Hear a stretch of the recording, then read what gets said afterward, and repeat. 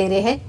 पचपदरा स्थित यह अत्याधुनिक ग्रीनफील्ड इंटीग्रेटेड रिफाइनरी कम पेट्रोकेमिकल कॉम्प्लेक्स केवल एक औद्योगिक परियोजना नहीं है, ये विकसित भारत के ऊर्जा विजन का अहम आधार माना जा रहा है। ये मेन कंट्रोल रूम की तस्वीरें हैं और प्रधानमंत्री नरेंद्र मोदी रिफाइनरी के अलग अलग यूनिट्स, अत्याधुनिक तकनीक और संचालन व्यवस्था की जानकारी ले रहे हैं और इस दौरान विशेषज्ञ अधिकारी उन्हें कच्चे तेल के शोधन से लेकर कैसे पेट्रोकेमिकल उत्पादों के निर्माण तक की पूरी प्रक्रिया से अवगत करा रहे हैं। आपको बता दें कि करीब 79,450 करोड़ रुपए के निवेश से विकसित ये देश का पहला ग्रीनफील्ड इंटीग्रेटेड रिफाइनरी कम पेट्रोकेमिकल कॉम्प्लेक्स है। इसकी क्षमता प्रति वर्ष 90 लाख मीट्रिक टन कच्चे तेल के शोधन की है, जबकि इससे बड़ी मात्रा में पेट्रोकेमिकल उत्पादों का भी उत्पादन होगा। वैश्विक मानकों पर आधारित यह परिसर अत्याधुनिक तकनीक से लैस है और उच्च नेल्सन कॉम्प्लेक्सिटी इंडेक्स और बेहतर पेट्रोकेमिकल उत्पादन क्षमता इसे देश के सबसे आधुनिक रिफाइनरियों में शामिल करती है। इससे स्वच्छ ईंधन उत्पादन, आयात पर निर्भरता में कमी और ऊर्जा आत्मनिर्भरता को नई गति मिलने की उम्मीद है। साथ ही ये जो परियोजना है सिर्फ ऊर्जा क्षेत्र तक सीमित नहीं है, इसके आसपास पेट्रोकेमिकल और प्लास्टिक आधारित उद्योगों का एक बड़ा इकोसिस्टम विकसित होने की संभावना है, जिससे राजस्थान में निवेश, औद्योगिक विकास और बड़े पैमाने पर रोजगार के नए अवसर सृजित हो रहे हैं। प्रोफेसर मनोज चौधरी, जो कि वाइस चांसलर है गतिशक्ति विश्वविद्यालय से, हमारे साथ जुड़े हुए हैं। प्रोफेसर चौधरी,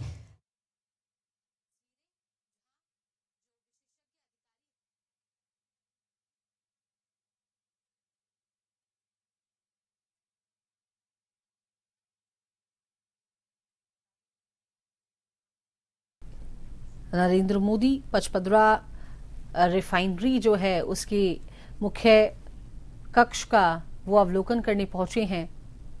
किस तरीके से ये रिफाइनरी आगे काम करेगी, किस तरीके से यहाँ पर आप देखिए कि जो कच्चा तेल है उसको रिफाइन किया जाएगा, किस तरीके से ये पेट्रोकेमिकल के क्षेत्र में और साथ ही विकसित भारत की दिशा में एक महत्वपूर्ण भूमिका निभाएगा।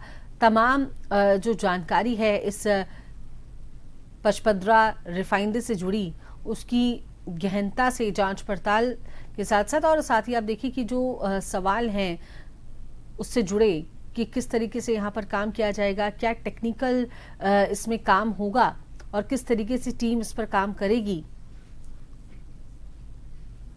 तमाम जो जानकारी है वो प्रधानमंत्री नरेंद्र मोदी ले रहे हैं।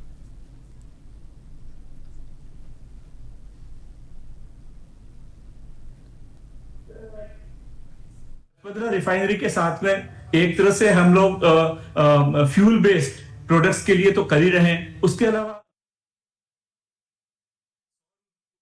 सोलर एनर्जी के क्षेत्र में भी काफी ज्यादा, जैसा कि मैंने बताया, गुजरात और राजस्थान ये दोनों अग्रणी राज्य हैं सोलर एनर्जी के प्रोडक्शन में। और सोलर एनर्जी का रोल हमारे रिन्यूएबल एनर्जी जो हम कर रहे हैं उसके अंदर में करीबन 50% सोलर एनर्जी पे फोकस्ड है। सोलर एनर्जी और विंड एनर्जी ये दो प्रमुख स्रोत हैं रिन्यूएबल एनर्जी के। तो राजस्थान में अगर आप देखें, बीकानेर में जो अभी नया स्थापित हो रहा है सोलर, बहुत ही बड़ा एक सोलर पार्क, तो सोलर के क्षेत्र में भी हम लोग राजस्थान के थ्रू एनर्जी उसमें काफी आगे बढ़ रहे हैं। अगर हम आज रिफाइनरी की बात करें तो काफी आगे बढ़ रहे हैं। अभी वहां पे उस पूरे क्षेत्र का औद्योगिक विकास के लिए अगर आप देखें तो जोधपुर में रिसेंटली वंदे भारत के लिए मेंटेनेंस जो है उसके लिए भी एक फैसिलिटी का उद्घाटन किया गया।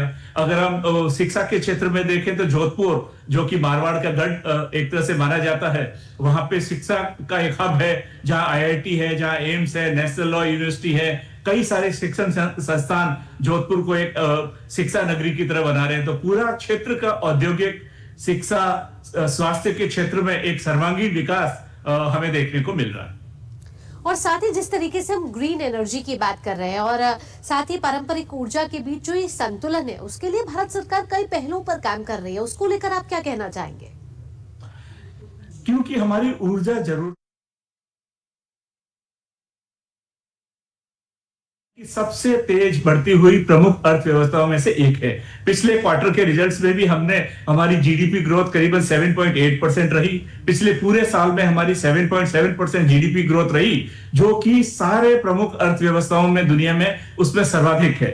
तो इसका मतलब अगर हमारी अर्थव्यवस्था बढ़ रही है, हम तेजी से विकास कर रहे हैं, इस बढ़ते हुए विकास के लिए हमारी ऊर्जा जरूरतें भी बढ़ रही है। इन बढ़ती हुई ऊर्जा जरूरतों के लिए हमें पारंपरिक स्रोत, जैसा कि आज रिफाइनरी के थ्रू हम आगे बढ़ रहे हैं, जो कन्वेंशनल सोर्सेज हैं, फॉसिल फ्यूल्स हैं, उनके बेसिस पे भी, और रिन्यूएबल एनर्जी, दोनों दिशा के अंदर में हम जो बराबर बहुत तेजी से कदम उठा रहे हैं। कहाँ एक तरीके से हम कोल बेस्ड, एक तरीके से इलेक्ट्रिसिटी सिस्टम वो भी कर रहे हैं, हम फ्यूल जो इंपोर्ट हो रहे हैं हम अपने।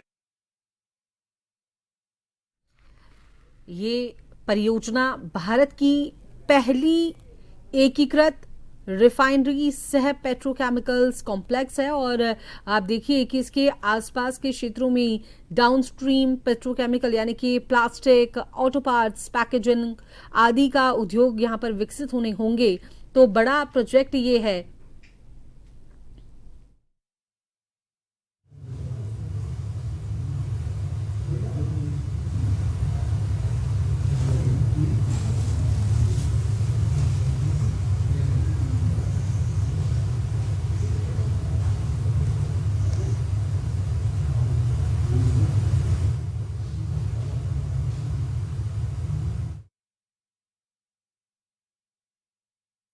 स्क्रीन पर दिखाया जा रहा है